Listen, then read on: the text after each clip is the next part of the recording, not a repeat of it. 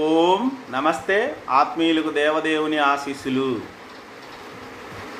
కొన్నాళ్లుగా మనం వింటూ ఉన్నాము, ప్రేమికులిద్దరూ కలిసి అన్నతల్లిని చంపారు అని, తదుపరి హనీమూన్కి తీసుకెళ్ళి భార్య భర్తని చంపింది అని, మతం అడిగి మనుషుల్ని చంపారు ఉగ్రవాదులు అని, ఇట్లా సమాజంలో మానవ అభ్యుదయానికి శాంతికి వ్యతిరేకమైన అంశాలన్నీ చోటు చేసుకుంటూ ఉన్నాయి.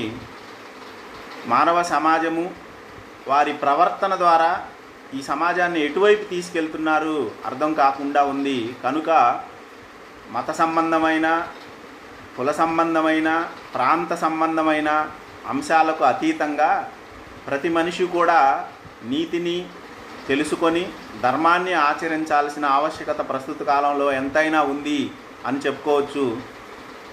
ఈ నీతి సంబంధమైన ఆచరణ గురించి, ధర్మాన్ని తెలుసుకునే అంశాలలో మనకి మహాభారతం చక్కగా ఉపయోగపడుతుంది.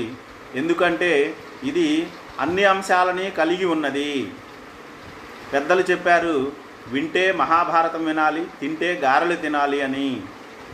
ఇంకా ఏం చెప్పారు అంటే, ధర్మతత్వజ్ఞులు ధర్మశాస్త్రంబని, అధ్యాత్మ విధులు వేదాంతమనియు, నీతి విచక్షణులు నీతి శాస్త్రంబని, కవి వృషభులు మహాకావ్యమనియు, లాక్షణికులు సర్వలక్షణ సంగ్రహమని, ఐతిహాసికులు ఇతిహాసమనియు, పరమ పౌరాణికులు బహుపురాణ సముచ్చయంబని మహిగుని ఆడుచుండ, వివిధ వేద తత్వవేది వేదవ్యాసుడ ఆదిముని, పరాశరాత్మజుండు విష్ణు సన్నిబుండు, విశ్వజనీనమై పరగుచుండ చేసే మహాభారతం అని నన్నయ్య తెలియజేసి ఉన్నారు.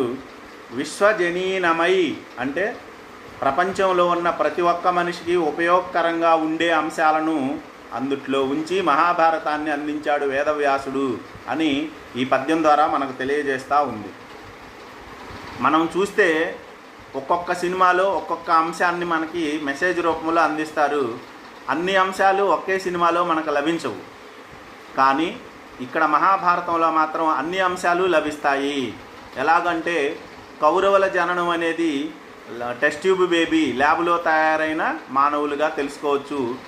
భీముడు హిడింబ వివాహం అనేది డేటింగ్ని తెలియజేస్తూ ఉంది. శకుంతల దుష్యంతుల వివాహం అనేది ప్రేమ వివాహాన్ని తెలియజేస్తూ ఉంది. తదుపరి రాయబార ఘట్టాలన్నీ విదేశీ వ్యవహారాలను గురించి మనకు తెలియజేస్తూ ఉన్నారు.